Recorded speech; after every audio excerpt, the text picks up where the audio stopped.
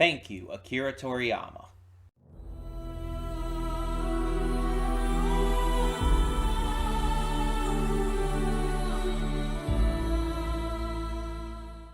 Hey everyone, welcome to Princess of Gay. I'm your host Connie, and today we are here with my first impressions reaction to Sandland, this series.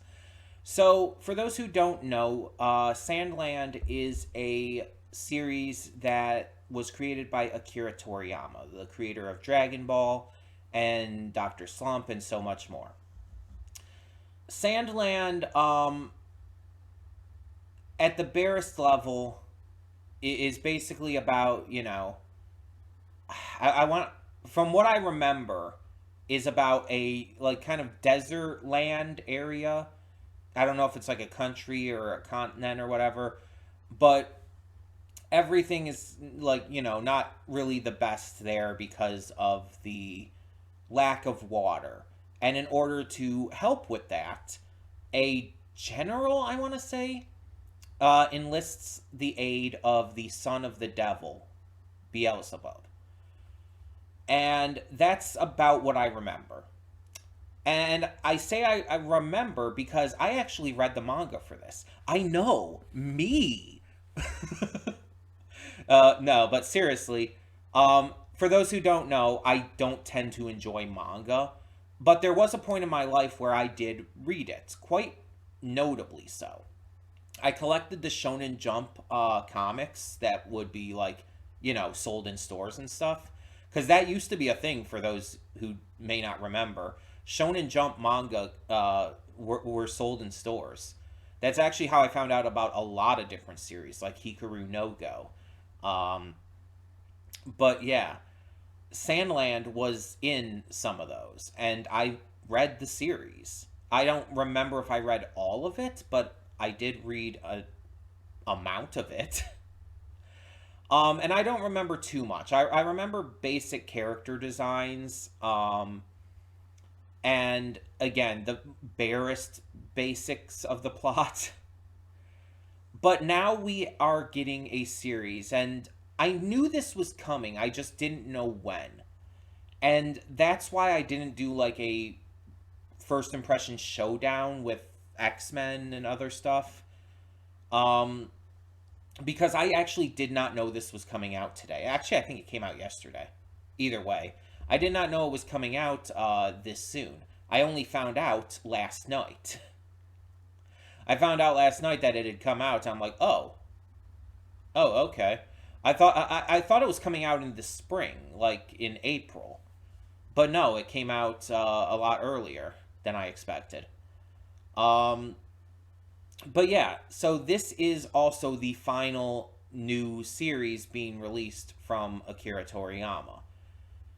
Um, and from what I gathered, he did like have input in this series and everything. Like it wasn't just like an adaptation of his work. Like it is, but it also did have direct input and everything from him, direct consultation. And unfortunately, he passed before it was able to be released. I don't know how much of it he might have seen before his passing, but yeah. His passing just recently was a big, big moment in just the world as a whole. It's still all over social media. And I made the video on it, and talked about how huge of an impact he had on pop culture and the world in general. And this is one of his lesser known series. Like everybody knows Dragon Ball. A lot of people know Dr. Slump. A lot of people even know the stuff he worked on for like Dragon Warriors or whatever. It is Dragon Warriors, right? Shit. With the slimes and all. You know what I'm talking about. I think it's Dragon Warriors. But people a lot of times don't really know about Sandland as much. And I only know it from reading the manga and stuff when I did. But yeah. So I'm definitely hoping a lot of people check this series out. because I feel like everybody knows Akira Toriyama for the one or two things, but I want to see them get to experience other stuff that he's worked on.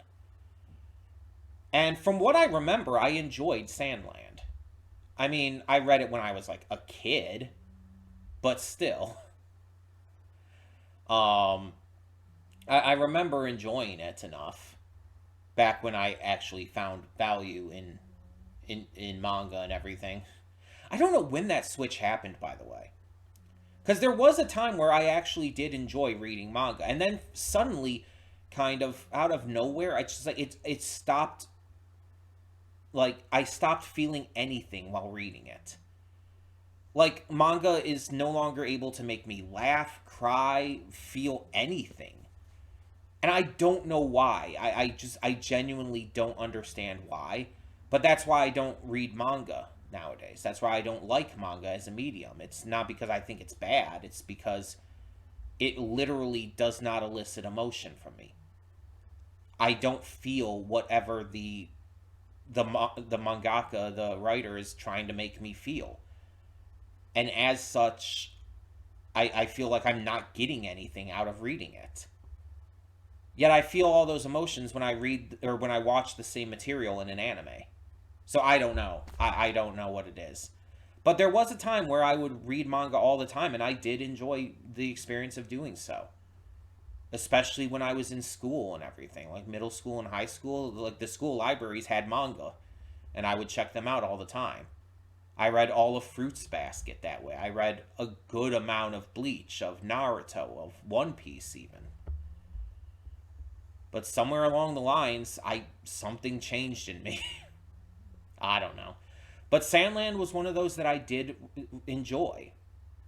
And again, I don't remember like all the details about it. In fact, I remember very little about it, but I'm very excited nonetheless. Now, apparently this is on Hulu, and there is a dub out for it. And I got the dub because of one reason.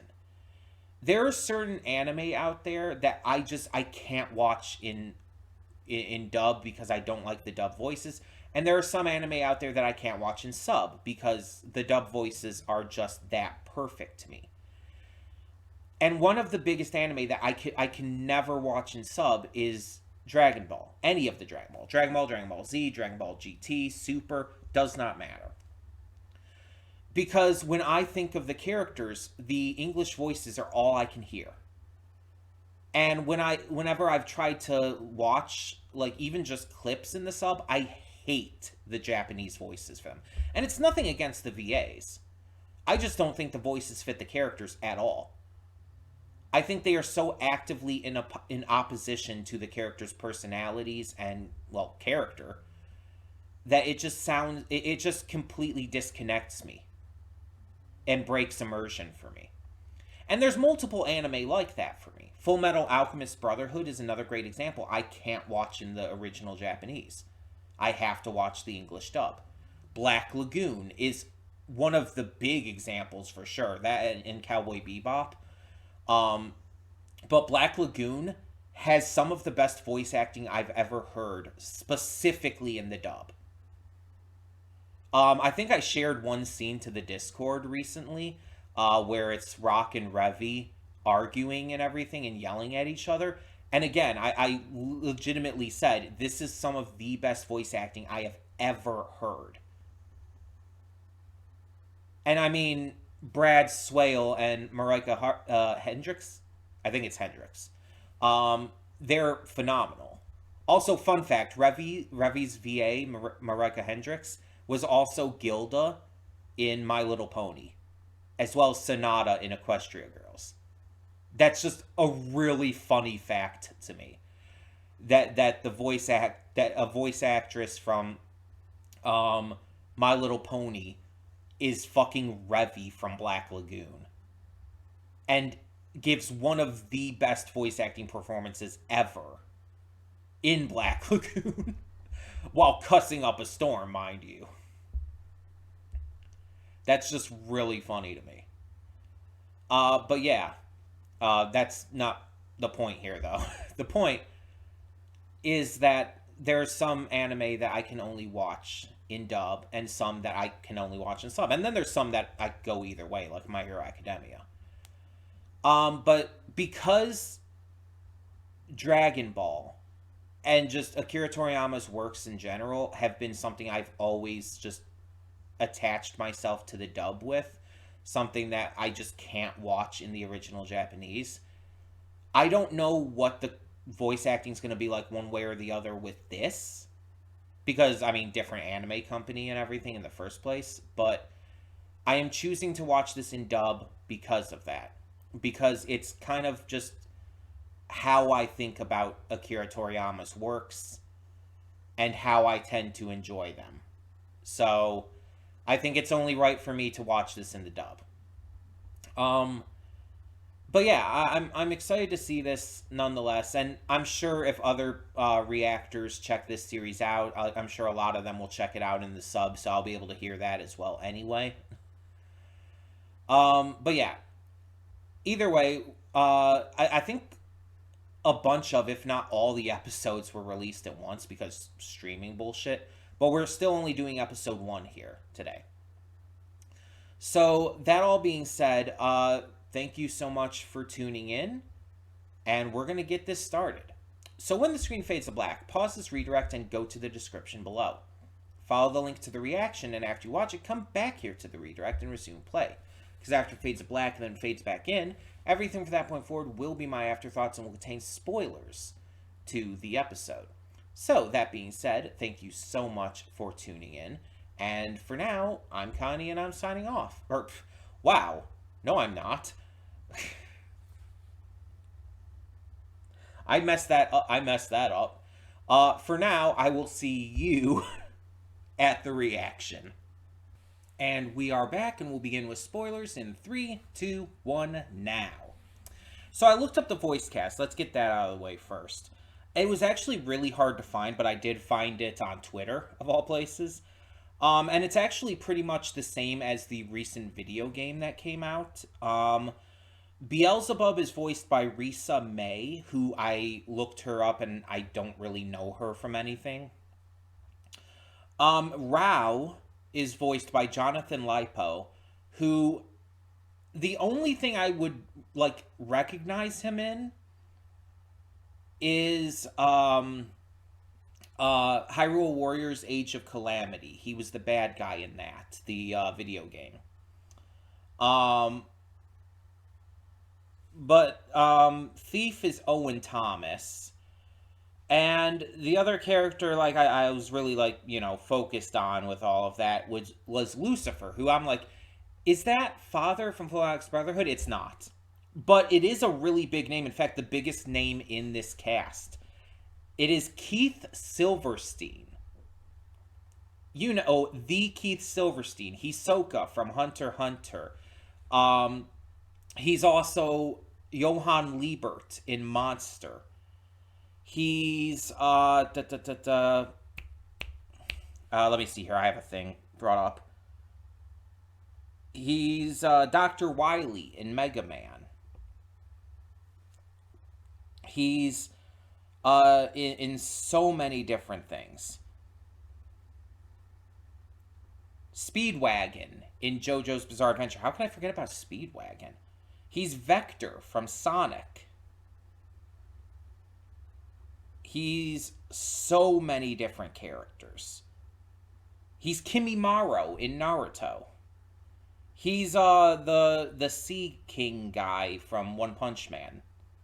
Yaga, Principal Yaga from Jujutsu Kaisen. That's another big one. But yeah, he is definitely the biggest name in this cast by far. And that's really cool that he was Lucifer. And it's like, I knew I recognized the voice, I just got the person wrong. I knew I recognized the voice. And it's really funny, too, because I've been watching through Hunter x Hunter reactions lately. Mind you, not the dub, but still. And it's like, so Hisako was on my mind. And it's like I just did not even realize that was the same VA. I've actually met Keith Silverstein. Fun fact as well. I met him at Youmacon one year. Um, but yeah, so let's talk about this. So, like I said, I grew up reading this manga. And while I don't remember a lot of details, I remembered the basic gist of it. And the characters really sound like pretty much exactly what I would expect them to. So I'm really happy about that. Now, the art and animation is kind of like a 3D that's trying to emulate 2D in an interesting way, and we've seen that done before. I think even X-Men 97 is doing that at least in some scenes. Like during the opening like fight and everything in the first episode of that we reacted to just yesterday. Um, in that opening fight, when especially like when you see Scott come in, Cyclops, you see a lot of that 3D, but emulating the classic 2D art style of the original 90s X-Men series. And I think that really works for Akira Toriyama's art style here. It just really fits, and it makes it look really good, especially when you bring in like the monsters, like the dragon there. It just looked really good with that. The characters move and act and everything in a way that feels natural to them. And yeah, I just really got into this. On top of that, you have some good music choices that are really fun and interesting. Um, you have just great visuals, even outside of just the art style and animation style, just some really fun visuals. And yeah, I feel the pacing was good, the direction was good. It definitely has a different feel from Dragon Ball and stuff like that, which it should, because it's a different series. And even though you can tell very much that it's an Akira Toriyama series, it should feel like its own thing, and it does. But there's also those connections in it that's like, oh, they use the same currency as in Dragon Ball Z. They use Zenny. On top of that, you have Lucifer looking just like Deborah from Dragon Ball Z, which is really funny. And just the art style in general, a lot of the like characters, like Ghost and whatnot, look like right out of Dragon Quest. And it's like there's even a slime in there. And even though you don't see it in the form like you would see in Dragon Quest, it's like, come on, it's a slime by Akira Toriyama. Come on, it's just fun.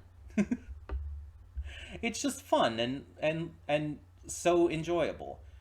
And again, even though I don't remember like of course every detail and all, it's like watching through this brought me back to my childhood in a big way. And it's like it just felt nice. It felt really good to watch this. I also found out something interesting. Apparently, the English dub is not out in America yet. Apparently, it released in Canada and other countries before it released in the US. Apparently, it released in the US, or it's gonna release in the US on April 10th with the first two episodes, and then just continue to put out more, like, I guess, each week. But it's actually the English dub, even though, like, that's the file I got, it's technically not out in the United States, I should specify, yet. That's kind of funny to me. I did not know that going into this, mind you. Um, but yeah, this was really fun. I also, for as little as I did remember about the story, I am enjoying it. I do think it's a good story. It's very simple, and it's stuff you've seen before, of course. You have this greedy king hoarding all the important resources to himself and making you know, the citizens basically have to beg and pay exorbitant fees for it. And so a kind but strong former soldier teams up with the Prince of the Demons and his advisor to get the resources they need for the people on both sides, the humans and the demons. It's a very simple story. There's not much to it. And you've definitely seen stories like this before, but at the same time, the way it's told is so whimsical and fun, and Akira Toriyama's signature style is just imprinted so hard on it that it's just a good time. It's just absolutely a good time. And I'm very, very excited for more of this. And if that's not obvious by this point, yes, we are continuing this as a reaction series. And it is actually, I think maybe it's just because of the fact that this is nostalgic as fuck for me. But I am absolutely wanting to get to this sooner rather than later. So between both X-Men and now this, it's like we're kind of stacking up the future donation, or not donation rewards, the future first impressions continuations. We're gonna be pretty stacked on that for a while, but that's fine. That's fine. That just means that there's good shows that we're gonna be reacting to. And another reason I do want to get to this sooner rather than later is also just, Akira Toriyama. His unfortunate, untimely passing it's just like, it's still fresh in everyone's mind. And this series is absolutely going to be seen by many as one final hurrah for him. And I really want to get back to this sooner rather than later because of that. Because again, like I said in that other video I made talking about this, while I was never the biggest Dragon Ball fan, it's undeniable the impact that Akira Toriyama and his works have had on the world. Not just the manga and anime industries, but everything. And he will forever be known as one of the greatest creators of all time. And I think honestly, Sandland might be more my thing than Dragon Ball. I might be in the minority there, but it's just more my thing, I guess. And I'm definitely very, very excited to see more of it here. Especially since, again, even though I've read the manga, at least a good amount of it in the distant past, I don't remember almost anything. So I'm very excited to relive this, like, with fresh eyes. That's exciting for me too. But yeah, so let me know what you thought in the comments below of this first episode. Yeah, of Sandland. And what do you think, like, especially compared to Akira Toriyama's other works? Like, just based off this first episode, of course. Let me know your thoughts, and thank you so much for tuning in. For now, I'm Connie, and I'm signing off. See y'all next time.